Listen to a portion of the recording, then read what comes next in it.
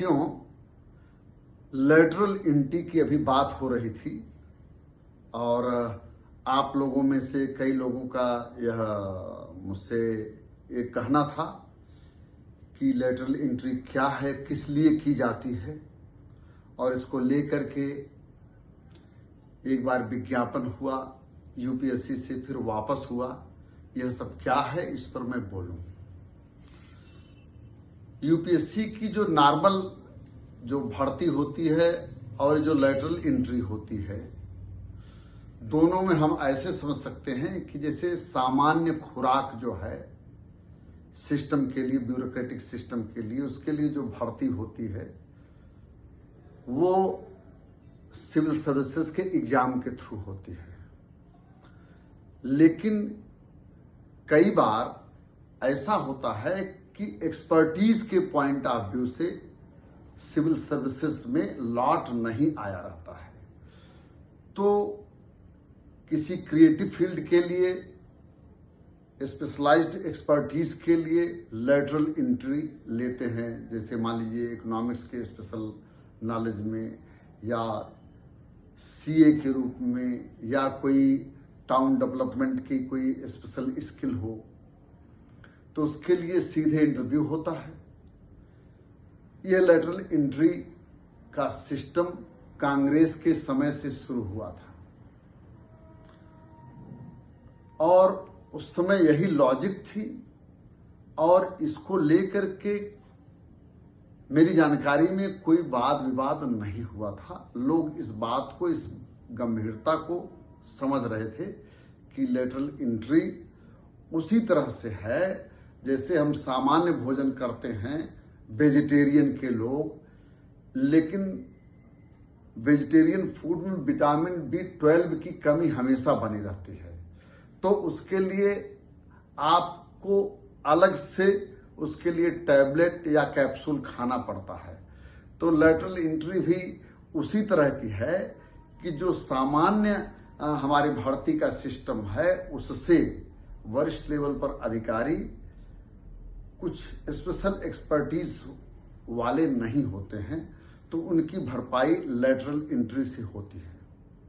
अब जैसे मान लीजिए 20 साल सीए की प्रैक्टिस किए हुए आदमी के लेवल का कोई आदमी जरूरी है, तो जो सिविल सर्विसेज में आ गया उसको सीए के 20 साल का फील्ड में और ओपन मार्केट में काम करने का एक्सपीरियंस कहां से होगा, एक्सपर्टीज कहां से होगी। तो ऐसे लोगों को भर्ती किया जाता है। सवाल उठता है कि इसको कौन कौन लोग रोकना चाह रहे हैं और क्यों रोकना चाह रहे हैं और किस तरह का भ्रम है इसको लेकर के। अब जैसे अभी भर्ती हो रही थी, जो विज्ञापन हुआ था यूपीएससी से, उसमें यह रिजर्वेशन की कोई व्यवस्था नहीं थी। हालांकि पहले भी कांग्रेस के पीरियड में लेटरल एंट्री में संवैधानिक रिजर्वेशन के क्लाज अप्लाई नहीं हुए थे, लेकिन फिलहाल लोगों ने इस बात को उठाया और सरकार ने इस बात की महत्ता को समझते हुए अपना विज्ञापन वापस लेने के लिए निवेदन किया।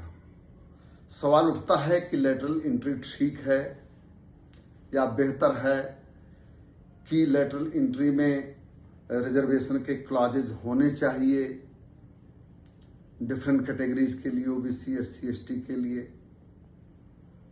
तो एक तो ये होता है कि रिजर्वेशन की बहुत सारी कैटेगरीज हैं, फिर दिव्यांग के लिए भी है, और जो है इकोनॉमिकली जो बैकवर्ड हैं जनरल कम्युनिटी में, उनके लिए भी 10% है। इस पर मेरा सिर्फ यह कहना है कि मेरिट में और सोशल जस्टिस में कोई बाइनरी सिस्टम नहीं है, विन लूज का सिस्टम नहीं है कि अगर मेरिट होगी तो सोशल जस्टिस इंश्योर करना मुश्किल हो जाएगा।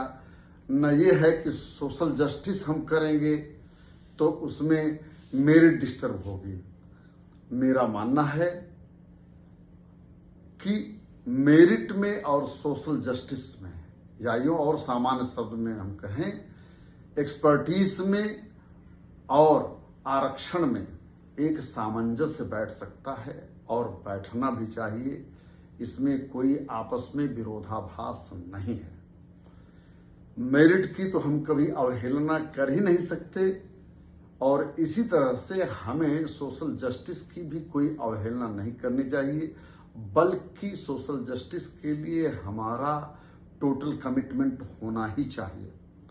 मैं सोशल जस्टिस के पॉइंट ऑफ व्यू से अपनी 2 पंक्तियां पढ़ना चाहूंगा आप लोगों के सामने कि वंचित विचलित पिछड़े बिछड़े सारे अपने भाई हैं।